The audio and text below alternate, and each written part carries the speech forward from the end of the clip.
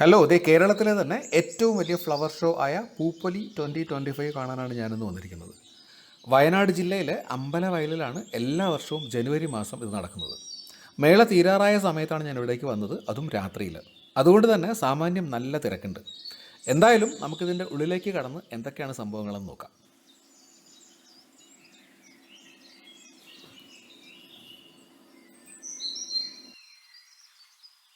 നമ്മളിവിടേക്ക് കയറുമ്പോൾ ആദ്യം തന്നെ കാണാൻ സാധിക്കുന്നത് വിവിധതരം ഡാലിയ ചെടികളുടെ വിശാലമായ കളക്ഷനാണ്. ഇത് അത്യാവശ്യം നല്ല കളക്ഷനാണ് എനിക്ക് തോന്നി, കാരണം പല നിറങ്ങളിൽ പല രീതിയിലുള്ള ഒരുപാട് ഡാലിയ ഇവിടെ സെറ്റ് ചെയ്തിട്ടുണ്ട്. അപ്പോൾ നമുക്കിതിൻ്റെ മനോഹരമായ കാഴ്ച ഒന്ന് ആസ്വദിച്ചതിന് ശേഷം അടുത്ത സെക്ഷനിലേക്ക് കടക്കാം. ഓക്കെ.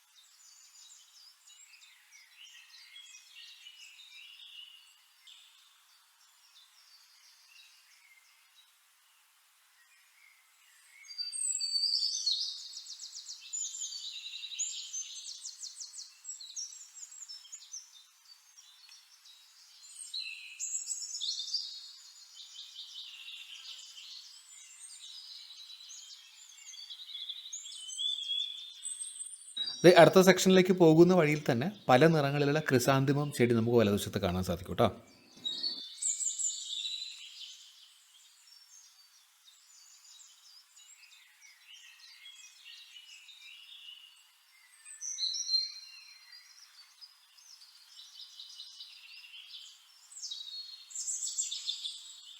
ഇവിടെ ഒരു വ്യൂ പോയിന്റ് സെറ്റ് ചെയ്തിട്ടുണ്ട്.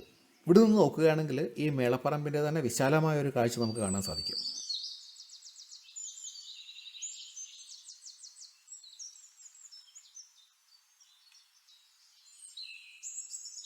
രാത്രി ആയതുകൊണ്ട് തന്നെ വർണ്ണശബളമായ ലൈറ്റിങ്സും കാണാൻ സാധിക്കുന്നുണ്ട്.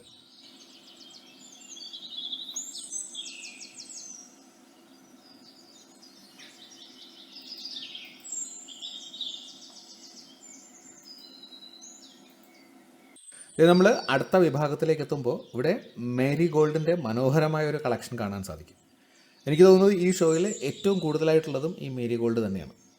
അപ്പോൾ ഇത് നമുക്ക് വിശാലമായിട്ട് തന്നെ കാണാം. ഇതിൽ മഞ്ഞ, ഓറഞ്ച് എന്നീ രണ്ട് നിറങ്ങളാണ് പ്രധാനമായിട്ടും സെറ്റ് ചെയ്തിരിക്കുന്നത്.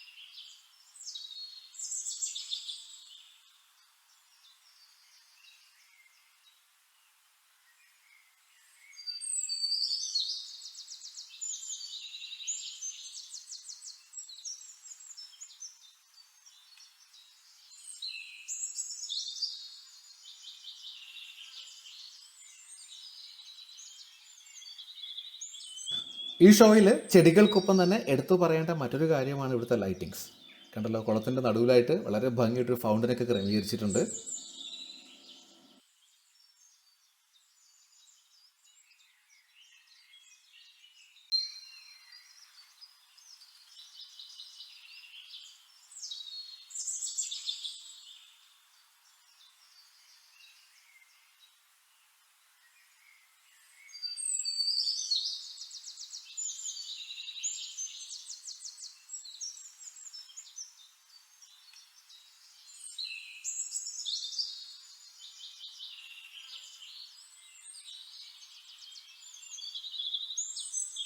ഇത് മാരിഗോൾഡിൻ്റെ വിശാലമായ കാഴ്ച കഴിഞ്ഞ് അടുത്ത സെക്ഷനിൽ കാണാൻ സാധിക്കുന്നത് എന്നെ വളരെയധികം ആകർഷിച്ച ഈ കുഞ്ഞി പൂക്കളാട്ടോ.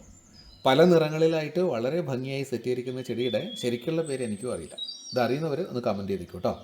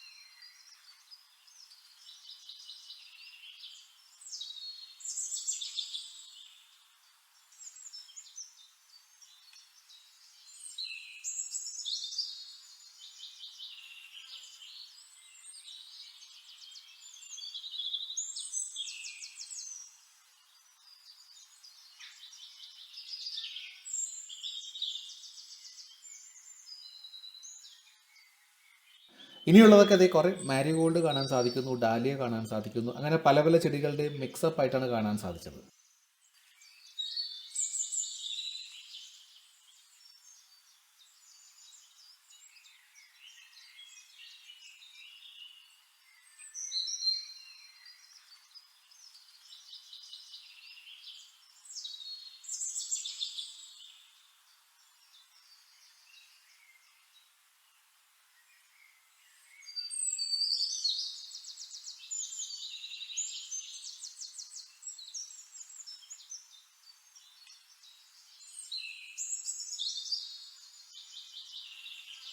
ഇവിടെയും കുറേ മനോഹരമായ അതേ 2025 ലൈറ്റും കാര്യങ്ങളും ഫൗണ്ടനും ഒക്കെ ക്രമീകരിച്ചിട്ടുണ്ട്.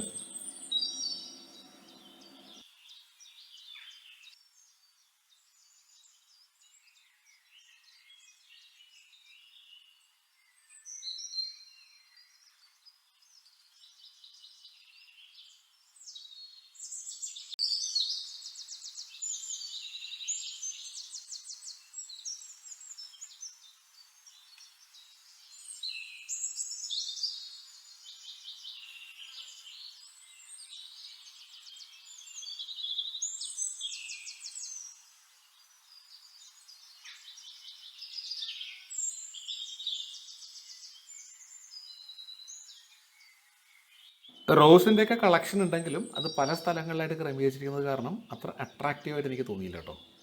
ഇവിടെ കുറച്ചുണ്ട്, പിന്നെ ബാക്കി അപ്പുറത്തും ഇപ്പുറത്ത് കുറേ ആയിട്ട് സെറ്റ് ചെയ്തിട്ടുണ്ട്. പെറ്റ്സിൻ്റെ ഒരു ഷോ ഉണ്ടെങ്കിലും സമയക്കുറവ് കാരണം അത് ഈ വീഡിയോയിൽ ഉൾപ്പെടുത്തിയിട്ടില്ല. പിന്നെ ഏതൊരു മേളയുടെയും ഭാഗമായി കാണാറുള്ളത് പോലെ കുറേ സ്റ്റാളുകളും കഫറ്റീരിയകളും പിന്നെ എൻ്റർടൈൻമെൻറ്റ് സെക്ഷനും കൾച്ചറൽ പ്രോഗ്രാംസും ഒക്കെ ഇവിടെയും കണ്ടു.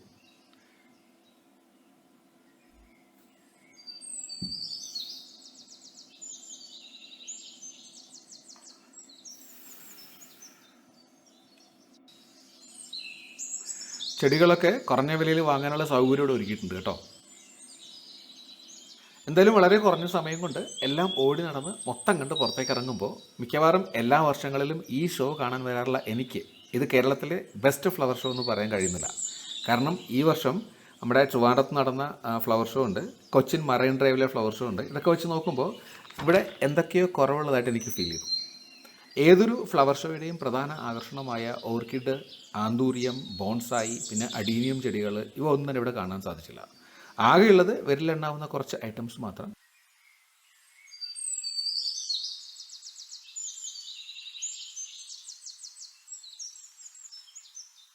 ഇത് അവസാനമായിട്ട് പുറത്തേക്ക് ഇറങ്ങുമ്പോൾ ഇവിടെ ബൊഗൈൻ വില്ലയുടെ ചെറിയൊരു കളക്ഷൻ കാണാൻ സാധിച്ചു. കണ്ടോ, ഇടയ്ക്കൊരു മാനിനെ നിർത്തിയിട്ടുണ്ട്. ഇത്രയും കണ്ടതിൽ വെച്ച് എനിക്ക് ഇവിടെ ഏറ്റവും അട്രാക്റ്റീവായിട്ട് തോന്നിയ ഈ ഡാലിയ വെറൈറ്റീസ് തന്നെ കേട്ടോ. അത്രമാത്രം കളക്ഷൻ അവിടെ ഉള്ളത്.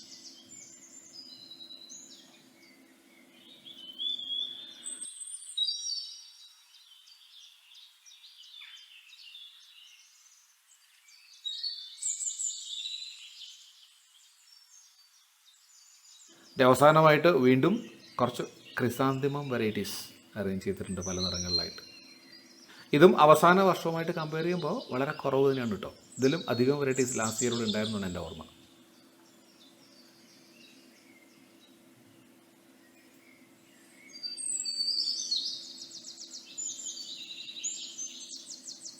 എന്തായാലും ഈ ഒരു വീഡിയോ ഈ വയനാടൻ പൂപ്പൊലി നേരിട്ട് കാണാൻ സാധിക്കാത്തവർക്ക് ഉപകാരപ്രദമായി എന്ന് തന്നെ ഞാൻ കരുതുന്നു. അപ്പോൾ നമുക്ക് മറ്റൊരു വീഡിയോയുമായിട്ട് വീണ്ടും കാണാം. അതുവരെയും ബൈ ഫ്രം സജീസ് ആൻഡ് പേഷ്യൻസ്. ഓക്കെ.